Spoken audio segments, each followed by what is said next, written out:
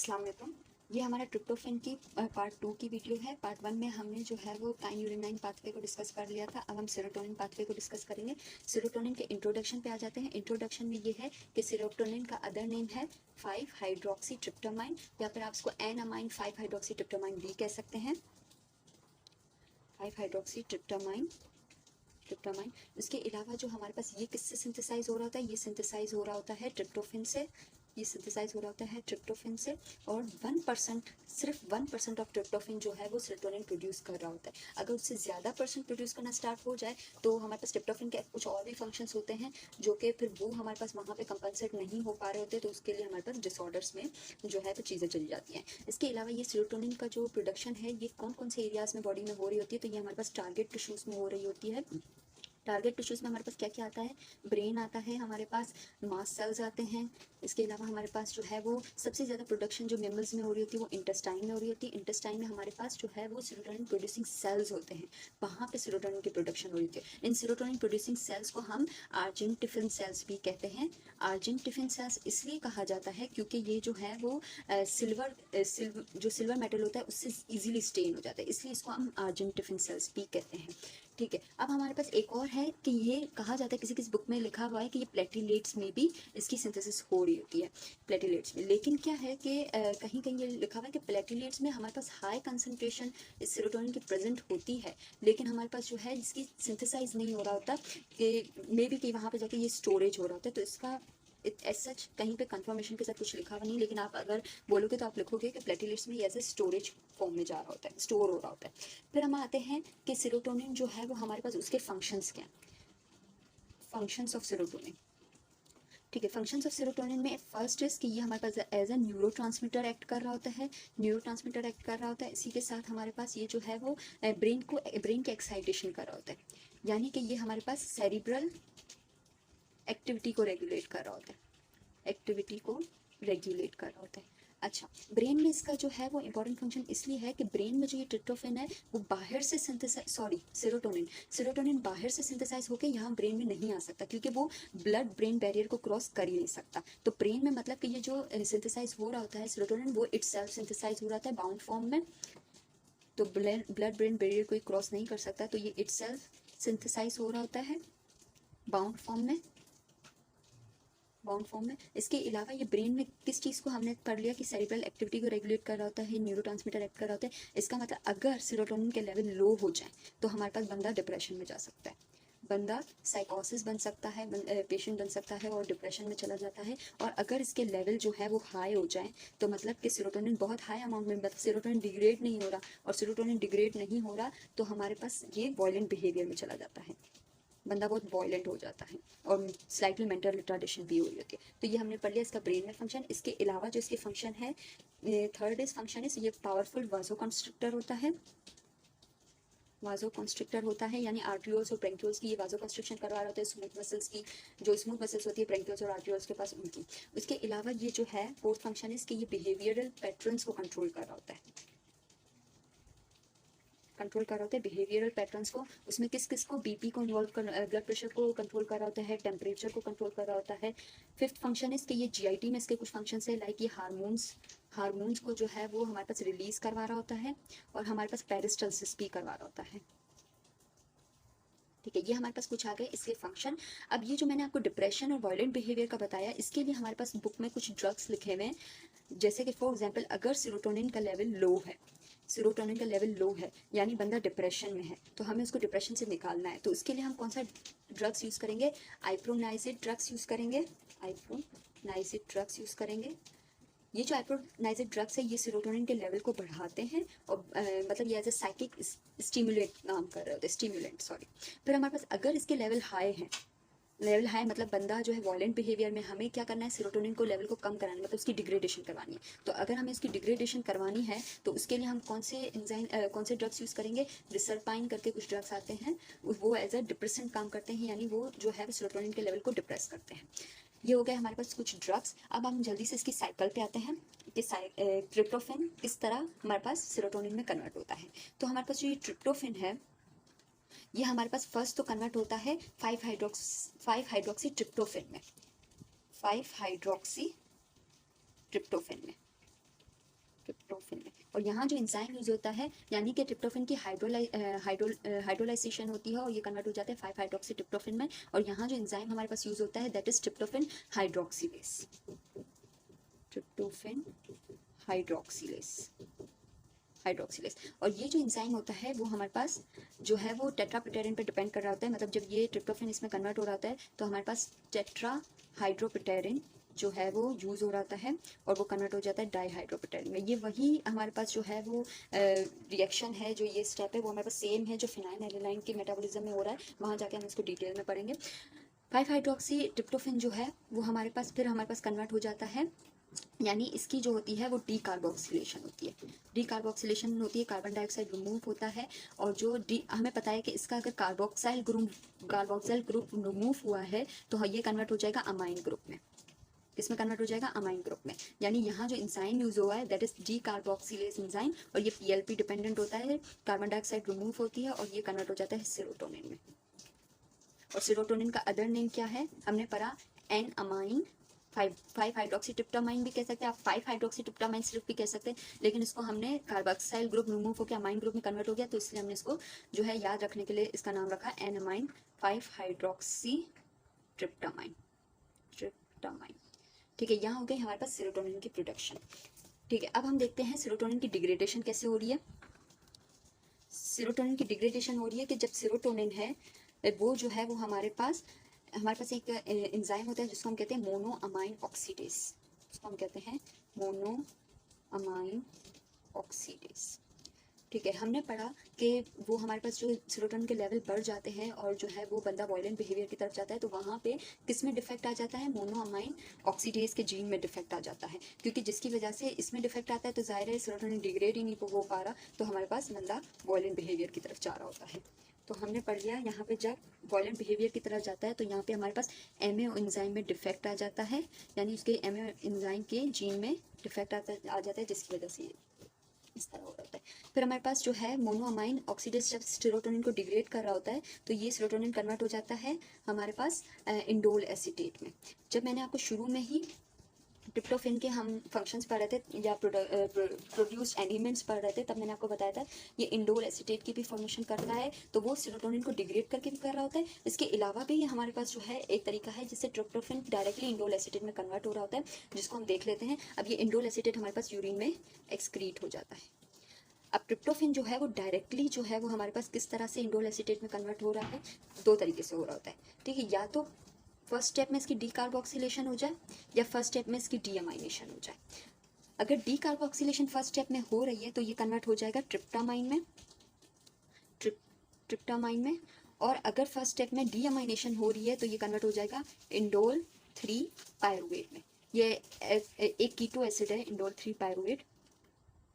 ठीक है, अब हमारे पास फर्स्ट स्टेप में अगर डी कार्बोक्सिलेशन हो गई तो ट्रिप्टामाइन में कन्वर्ट हो जाएगा और डी अमाइनेशन हो गई तो इंडोल 3 पायरुवेट में हो जाएगा कन्वर्ट। अब जो ये होगा, ये जो स्टेप्स हैं वो फिर ऑल्टरनेट हो जाएंगे कि ये जो ट्रिप्टामाइन है अब इसकी हो जाएगी डीअमाइनेशन और इसकी हो जाएगी हमारे पास डी कार्बोक्सिलेशन और अल्टीमेटली प्रोडक्ट क्या होगा, इंडोल एसीटेट, और ये यूरिन में एक्सक्रीट हो जाएगा। अब हम देख लेते हैं कि हमारे पास जो है वो सेरोटोनिन मेलाटोनिन में किस तरह कन्वर्ट हो रहा है। ठीक है, अब जो ये सेरोटोनिन मेलाटोनिन में कन्वर्ट हो रहा है यहाँ पे उसकी होती है एसिटाइलेशन, एसिटाइलेशन होगी और इस यहाँ जो एंजाइम यूज होगा that is serotonin N acetylase. यहाँ पे एसिटाइलेशन होगी और सेरोटोनिन एन एंजाइम यूज होगा एन एसिटाइलेस। लेकिन यहाँ पे जो है हम एसिटाइल को इंड्यूस करवाएंगे जिसका कोए ग्रुप रिमूव हो जाएगा और एसिटाइल ग्रुप सेरोटोनिन के साथ मर्ज होके कंबाइन होके हमारे पास क्या बना देगा, एन एसिटाइल सेरोटोनिन। अब ये जो एन एसिटाइल सेरोटोनिन है ये मेलाटोनिन में कन्वर्ट होगा।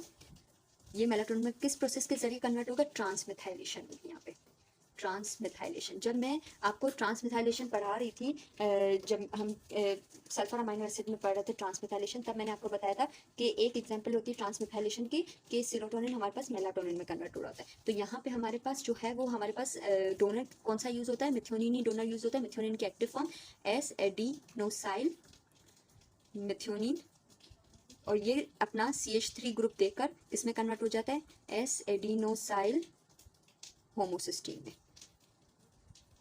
में कन्वर्ट हो जाता है। और जो है ये मेलाटोनिन में इस तरह एन एसिटाइल सीरोटोनिन को मेलाटोनिन में कन्वर्ट कर देता है। मेलाटोनिन का दूसरा नाम होता है हमारे पास एसिटाइल मिथॉक्सी सीरोटोनिन। तो यहाँ पे हमारे पास हमने सीरोटोनिन से मेलाटोनिन किस तरह बना और सीरोटोनिन पाथवे को भी देख लिया। अब हम कुछ डिसऑर्डर्स को देख लेते हैं। कुछ हमारे पास डिसऑर्डर्स होते हैं जिनको हम देख लेते हैं कि हमारे पास सबसे पहले तो हमारे पास फर्स्ट डिसऑर्डर है मैलिग्नेंट। ठीक है, अब हमारे पास है डिसऑर्डर्स हैं जिसमें मैलिग्नेंट कार्सिनोइड सिंड्रोम को देख लेते हैं। लेकिन उससे पहले हम मेलाटोनिन के बारे में थोड़ी सी डिस्क्रिप्शन देख लेते हैं। मेलाटोनिन हमें पता है कि ये कहाँ सिंथेसाइज हो रहा होता है। ये सिंथेसाइज हो रहा होता है हमारे पास पाइनियल ग्लैंड में। पाइनियल ग्लैंड में इसकी सिंथेसिस हो रही होती है। और सेकंड थिंग कि ये जो इसकी सिंथेसिस या इसकी जो सिक्रीशन है वो रेगुलेट किससे हो रही होती है, लाइट के जरिए इसकी कंट्रोल हो रही होती है। और लाइट के जरिए आपने फिजियो में पढ़ा होगा कि हमारे पास जब लाइट ज़्यादा आ रही होती है तो हमारे पास जो है मेलाटोनिन की प्रोडक्शन कम होती है। और अगर लाइट कम है यानी डार्कनेस है तो मेलाटोनिन की प्रोडक्शन ज़्यादा होती है। तो इसका मतलब अगर लाइट डार्कनेस में है तो मेलाटोनिन अच्छा प्रोड्यूस होगा, मेलाटोनिन अच्छा प्रोड्यूस होगा तो आपकी स्लीप वेक साइकिल जो है वो अच्छी रहेगी। इसीलिए कहा जाता है कि रात में सोना चाहिए और दिन में जो है वो नींद सही से आ भी नहीं रही होती है क्योंकि वहाँ लाइट ज़्यादा होती है और मेलाटोनिन की प्रोडक्शन कम हो रही होती है। तो ये हमने पढ़ लिया कुछ मेलाटोनिन के बारे में। मेलाटोनिन के फंक्शंस को देख लेते हैं।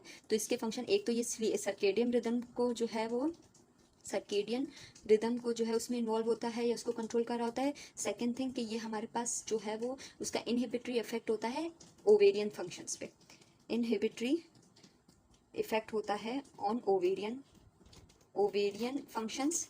ठीक है, थर्ड इज हमारे पास कि ये हमारे पास कुछ हार्मोन्स को इनहिबिट कर रहा होता है जैसे कि हमारे पास production of melanocyte stimulating hormone. ये मेलानोसाइट स्टिमुलेटिंग हार्मोन्स की जो प्रोडक्शन हो रही होती है वो हमारे पास हाइपोथैलेमस रेगुलेट कर रहा होता है और फिर वो जाके पिट्यूटरी को ये देता है कि ये स्टिमुलेटिंग हार्मोन देता है कि भाई जाके मेलानोसाइट हार्मोन को प्रोड्यूस करो। तो मेलानोसाइट स्टिमुलेटिंग हार्मोन एंड हमारे पास एडिनो कॉर्टिकोट्रोपिन हार्मोन इनको भी इनहिबिट करवाता है, इनकी प्रोडक्शन को इनहिबिट करवाता है। और last function is fourth is कि ये भी एज अ न्यूरोट्रांसमीटर एक्ट कर रहा होता है, ट्रांसमीटर एक्ट कर रहा होता है। ठीक, तो ये हो गया हमारे पास मेलाटोनिन का हमारे पास फंक्शन। अब हम आते हैं कुछ डिसऑर्डर्स पर। तो उसमें सबसे पहले हमारे पास डिसऑर्डर है मैलिग्नेंट कार्सिनोइड सिंड्रोम। अब हमने पढ़ा था कि हमारे पास जो ये सेरोटोनिन है वो कहाँ प्रोड्यूस हो रहा है, आर्जेंटिफिन सेल्स में, इंटेस्टाइन के आर्जेंटिफिन सेल्स में। अगर इन एनी केस ये जो आर्जेंटिफिन सेल्स है ये हमारे पास या तो इनमें कोई ट्यूमर हो जाए या फिर अनकंट्रोल्ड ग्रोथ हो जाए तो जिसकी वजह से हमारे पास क्या है कि फॉर एग्जाम्पल कोई ट्यूमर है या फिर किसी भी वजह से इसकी अनकंट्रोल्ड ग्रोथ हो जाए तो ये हमारे पास ज़्यादा से ज़्यादा जो है वो सीरोटोनिन प्रोड्यूस करेगा। सीरोटोनिन ज़्यादा प्रोड्यूस करेगा तो हमने पढ़ा कि 1% ट्रिप्टोफिन जो है नॉर्मली सीरोटोनिन प्रोड्यूस करता है, लेकिन इस केस में 1% नहीं 60% सीरोटोनिन डाइवर्ट हो जाएगा। 60% ट्रिप्टोफिन जो है वो डाइवर्ट हो जाएगा सीरोटोनिन की प्रोडक्शन में। जो 60% ट्रिप्टोफिन है वो सीरोटोनिन की फॉर्मेशन में डाइवर्ट हो जाएगा जिसकी वजह से ट्रिप्टोफिन के अलग जो दूसरे फंक्शंस हैं जिसमें NAD पॉजिटिव है, NADP पॉजिटिव है, इनकी फॉर्मेशन नहीं होगी तो जिसकी वजह से प्लेग्रा लाइक सिम्टम्स हो जाएंगे प्लस कि हमारे पास एक तो सीरोटोनिन के लेवल भी बढ़ रहे हैं तो इसका मतलब ये वॉयलेंट बिहेवियर की तरफ भी जाएगा। ये कार्सिनोइड भी इसकी मतलब ये कैंसरस भी है। और थर्ड थिंग कि ये हमारे पास जो है वो नेगेटिव नाइट्रोजन बैलेंस भी ऑब्जर्व होगी, इसमें नेगेटिव नाइट्रोजन बैलेंस भी ऑब्जर्व होगी। ठीक है, यहाँ पे हमारे पास ये वाला सिंड्रोम खत्म होता है। नेक्स्ट इज हमारे पास लास्ट इज के हार्टनप्स डिजीज़ क्या होती है। हार्टनप्स डिजीज़ क्या होती है, ये हमारे पास ये as a heredity disorder of tryptophan कहलाता है जिसमें हमारे पास ट्रिप्टोफिन की या तो एब्जॉर्प्शन नहीं हो रही या फिर रीनल ट्यूब्यूल्स में रीएब्जॉर्प्शन नहीं हो रही। तो या तो हार्टनप्स डिजीज़ में हेरिडिटी होता है जिसमें या तो इंटेस्टाइन से हमारे पास एब्जॉर्प्शन नहीं हो रही या तो फिर हमारे पास रीनल ट्यूब्यूल से हमारे पास जो है इसकी रीएब्जॉर्प्शन नहीं हो रही। तो किसी भी सूरत में हमारे पास ट्रिप्टोफिन नहीं बनेगा तो सेम कहानी के NAD पॉजिटिव और NADP पॉजिटिव में हमारे पास जो है डिफेक्ट आ जाएगा, ये बनेगा नहीं तो प्लेग्रा लाइक सिम्टम्स होंगे। अब हम पढ़ते हैं कि प्लेग्रा लाइक सिम्टम्स होते क्या हैं। जो हमारे पास प्लेग्रा लाइक सिम्टम्स होते हैं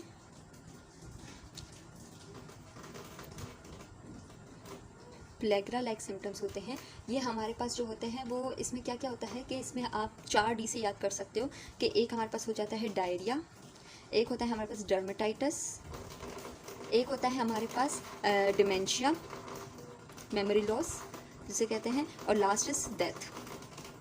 तो ये हमारे पास प्लेग्रा लाइक सिम्टम्स है जिसमें हमारे पास NAD या NADP पॉजिटिव बन नहीं रहा। इसका हमारे पास रीज़न क्या होता है कि हमारे पास या इम्पेयरमेंट हो जाती है एब्जॉर्प्शन में या ट्रांसपोर्ट में या फिर रीएब्जॉर्प्शन में। तो ये हमारे पास इसका कॉज है। पहले कहा जाता था कि हमारे पास एक एंजाइम होता है जिसको हम ट्रिप्टोफेन पायरोलेज कहते हैं, जो हमारे पास ट्रिप्टोफेन को किस में कन्वर्ट कर रहा होता है, हमने पीछे पढ़ा कि ये ट्रिप्टोफेन को कन्वर्ट कर रहा होता है एन फॉर्माइल काइन्यूरेनाइन में। पहले समझा जाता कि इसमें डिफेक्ट आता है, लेकिन इसका जो रियल कॉज है वो है कि एब्जॉर्प्शन में मसला आता है।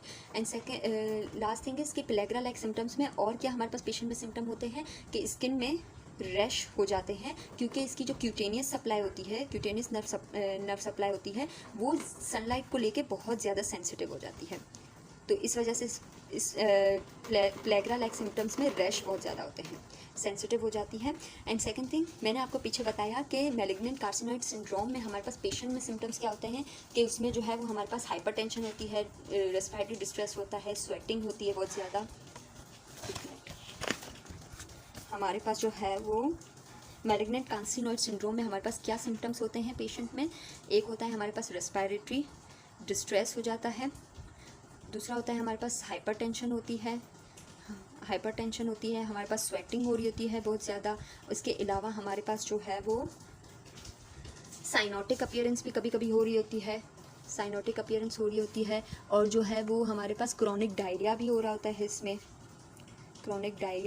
है और हमारे पास राइट साइड हार्ट फेलियर हो रहा होता है और लेफ़्ट साइड नहीं होता। इसका रीज़न ये होता है कि लेफ़्ट साइड जो हार्ट फेलियर है उसकी जो ब्लड सप्लाई है वो लंग से होती भी जाती है, तो वहाँ पे हमारे पास MAO एंजाइम प्रेजेंट होता है जिसको हम कहते हैं मोनोअमाइन ऑक्सीडेज एंजाइम, जो कि सेरोटोनिन को डिग्रेड करने में मदद करता है। तो वहाँ से होकर गुजरता है तो MAO एंजाइम सेरोटोनिन को डिग्रेड कर देता है, जिसकी वजह से सेरोटोनिन के हमारे पास जो है वो इफ़ेक्ट्स वहाँ पे हमारे पास उस साइड पे नहीं जाते और राइट साइड पे हार्ट फेलियर हो जाता है। So this was all about tryptophan metabolism. I hope कि समझ आ गया होगा। Thank you so much.